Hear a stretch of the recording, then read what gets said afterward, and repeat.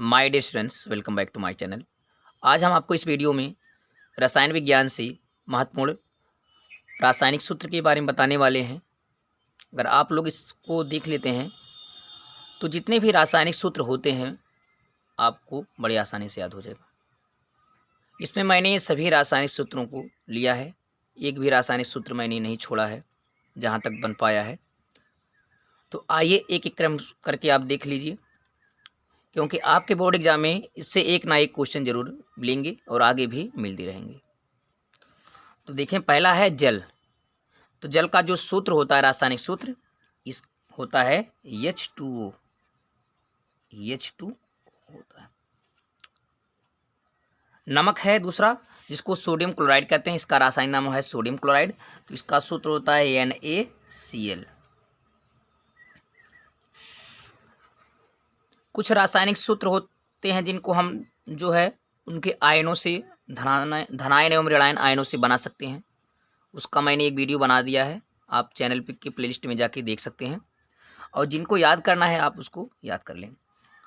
लेकिन धावन सोडा अक्सर board exam में पूछा जाता है, धावन सोडा, बेकिंग सोडा, बच्चे अक्सर कन्फ्यूज हो जाते हैं। तो धावन सोडे को सोडियम कार्बोनेट बोलते हैं और बेकिंग सोडे को जो है सोडियम बाई कार्बोनेट। जो बेकिंग सोडा होता है खाने वाला सोडा होता है, इसमें बाई लगा होता है, बाई का मतलब हाइड्रोजन। तो धावन सोडे का जो सूत्र होता है Na2CO3। ठीक है, यहाँ 10H2O भी होता है, इसमें 10 भाग पानी होता है। आप उसको भी लिखना चाहें तो लिख सकते हैं, नहीं तो ऐसे भी रहने दें। बेकिंग सोडे का सूत्र होता है NaHCO3।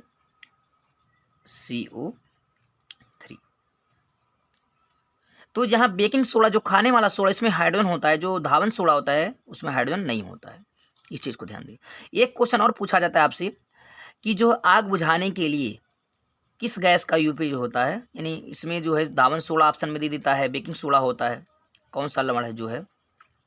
तो आग बुझाने में जो सहायक होता है, अब अगर यह अग्निशामक यंत्र में, तो सोडियम कार्बोनेट होता है। ठीक है, सोडियम कार्बोनेट आग बुझाने के लिए काम आता है।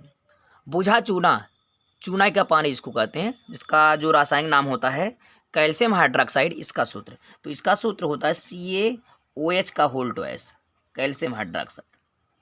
ये भी पूछा जाता है। जब तक आपको सूत्र नहीं पता होगा, बनाने नहीं आएगा, आप एक भी रासायनिक अपक्रिया नहीं कर पाएंगे। इसलिए रासायनिक अपक्रिया करने के लिए आपको सूत्र का याद होना बहुत जरूरी है। अगला है कैल्शियम कार्बोनेट, चूना पत्थर, जिसको संगमरमर भी बोल सकते हैं। इसका सूत्र है CaCO3, calcium carbonate. Calcium carbonate का एक रिएक्शन आता है कि जब हम दीवार की सफ़ेदी करते हैं तो सफ़ेद क्यों हो जाता है, तो उसमें जो है कैल्शियम हाइड्रोक्साइड जो बिना बुझा चूना हो, जो बुझा चूना होता है, जब वो जो है कार्बन डाइऑक्साइड से क्रिया करता है तो CaCO3 बना लेता है, जिसकी वजह से जो है चमक आ जाती है, सफ़ेदी। फिर देखें फिटकिरी, फिटकिरी का सूत्र, जिसको पोटेशियम एल्यूमिनियम सल्फेट बोलते हैं, इसका सूत्र है K2SO4 Al2SO4 का होल थ्राइस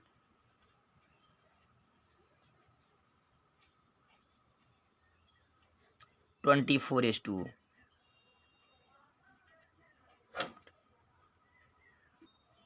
अगला है भारी जल, मंदक के रूप में काम करता है नाभ के रिएक्टर में, जिसका रासायनिक नाम है ड्यूटेरियम ऑक्साइड। तो इसका सूत्र है D2O। सल्फर डाइऑक्साइड तो SO2 होता है। सल्फर डाइऑक्साइड, नाइट्रोजन डाइऑक्साइड जो है, ये सब जो है अम्ल वर्षा में सहायक गैसें हैं। नाइट्रस ऑक्साइड, जिसको लाफिंग गैस, हंसाने वाली गैस होता है, N2O। फिर देखें कार्बन मोनोऑक्साइड, मोनो का मतलब एक, CO कार्बन मोनोऑक्साइड। एक होता है CO, वो कोबाल्ट का होता है, लेकिन वहाँ पे C कैपिटल होता है और O स्मॉल होता है, तो कोबाल्ट होता है। लेकिन यहाँ पे CO दोनों कैपिटल हैं, तो ये होता है कार्बन मोनोऑक्साइड। उसके बाद कार्बन डाइऑक्साइड होता है, जिसको शुष्क बर्फ के नाम से जानते हैं। पूछा जाता है कि किस गैस को शुष्क बर्फ के नाम से जानते हैं, तो CO2। कार्बन डाइऑक्साइड को जो है शुष्क बर्फ के नाम से जानते हैं। कार्बन डाइऑक्साइड जो है रोटी फुलाने काम आता है। पेप्सी के जो बोतल्स होते हैं, खोलने पे जो बुलबुले निकलते हैं, वो कार्बन डाइऑक्साइड गैस के कारण ही होता है। तो कार्बन डाइऑक्साइड गैस की कई रूप हैं और जो है ग्रीन हाउस प्रभाव में सबसे उत्तरदायी गैस भी होता है। फिर कार्बन टेट्राक्लोराइड CCl4, तो 4 को टेट्रा बोलते, C से कार्बन हो गया, 4 से tetra, mono di tri tetra पेंटा और Cl से क्लोराइड। हाइड्रोजन परऑक्साइड, तो इसका सूत्र होता है H2O2, दोनों सेम होते हैं, दोनों के H2O2, हाइड्रोजन ऑक्सीजन के दोनों अणु होते हैं, दो। सल्फ्यूरिक अम्ल, जिसको बोलते हैं गंधक का अम्ल, किस अम्ल को गंधक का अम्ल बोलते हैं? सल्फ्यूरिक अम्ल। अक्सर पूछा जाता है सल्फ्यूरिक अम्ल की क्रिया कराने पर, तो H2SO4 फार्मूला जानेंगे तो आप क्रिया करा सकते हैं। हाइड्रोक्लोरिक अम्ल सबसे प्रबल अम्ल होता है, ये हमारे आमाशय में पाया जाता है, इसका सूत्र होता है HCl। फिर नाइट्रिक अम्ल, जिसको सोरेक अम्ल कहते हैं, ये भी प्रबल अम्ल में होता है, इसका सूत्र है HNO3। एक अम्लराज का सूत्र है, आगे बताएंगे हम। अगला देखें, सिरका है एसिटिक अम्ल, जिसका जो IUPAC नाम में एथेनोइक अम्ल होता है। पूछा जाता है कि एथेनोइक अम्ल, एसिटिक अम्ल का IUPAC नाम लिखिए, तो एसिटिक अम्ल का IUPAC नाम जो होता है वो एथेनोइक अम्ल होता है, जिसका सूत्र होता है CH3COOH। एसिटिक अम्ल से क्रिया कराने के लिए आता है, तो इसके लिए सूत्र जानना जरूरी है। फिर फार्मिक अम्ल, ये चींटी या बिच्छू के डंक में पाए जाते हैं। अक्सर पूछा जाता है कि चींटी या बिच्छू के डंक में कौन सा अम्ल पाया जाता है, तो फार्मिक अम्ल पाया जाता है।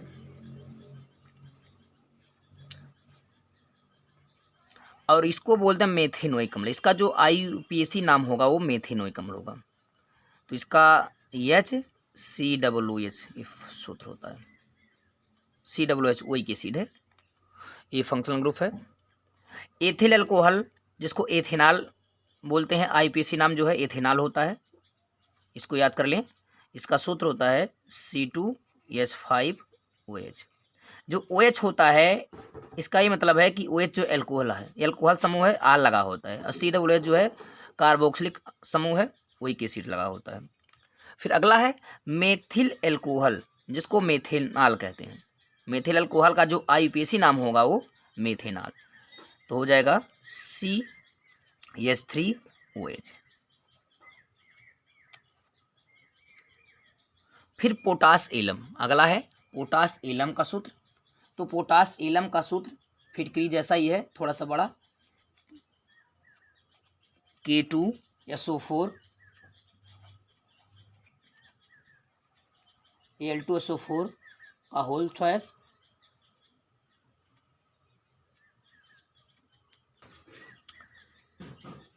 K2SO4 Al2SO4 का होल थ्राइस 24H2O। तो जो ये देख रहे हैं पोटास एलम, वही फिटकिरी है। फिटकिरी पोटास एलम एक ही है, दोनों के सूत्र एक ही, आप इसको ध्यान देंगे कि फिटकिरी आए या पोटास एलम आए तो वही फार्मूला। फिर कापर सल्फेट, जिसको नीला थोथा के नाम से जानते हैं, इसका सूत्र होता है CuSO4। फिर फेरस सल्फेट, जिसको आयरन सल्फेट बोलते हैं, हरा कसीस, इसका सूत्र हो जाएगा FeSO4। अगला देखेंगे माइक्रोकास्मिक लवण, भी बोर्ड एग्जाम में पूछा गया है। इसका भी सूत्र जो है बहुत बड़ा है, इसको भी आप लोग याद कर लेंगे। NaNH4 सोडियम अमोनियम,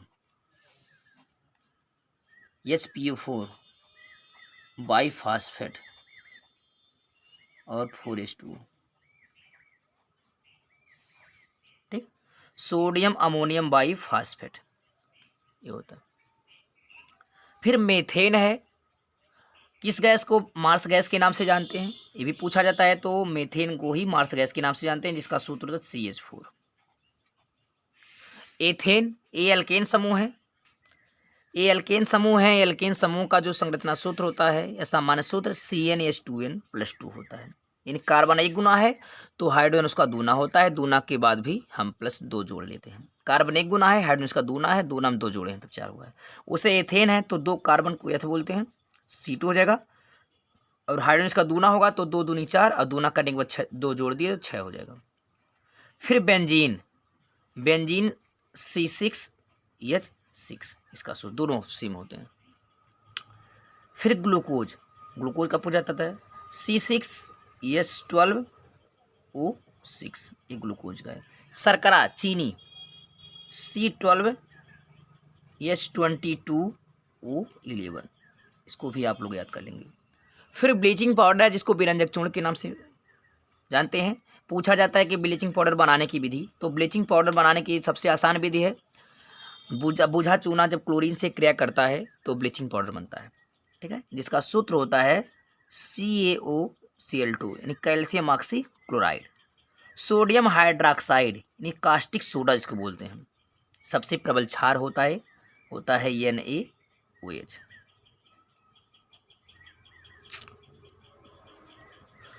फिर देखें सोडियम एसीटेट, सोडियम एसीटेट का सूत्र बहुत आसान है, इसको आप लोग याद कर लें CH3COO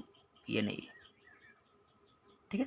एसीटेट वाला फार्मूला थोड़ा सा उल्टा चलता है, पहले एसीटेट लिखा जाता है फिर आगे इसका जो है प्लस आयन होता है, सोडियम मैग्नीशियम जो भी हो, और बाकी सबके लिए उल्टा चलता है। बालू सिलिका ऑक्साइड इसको बोलते हैं तो SiO2 होता है।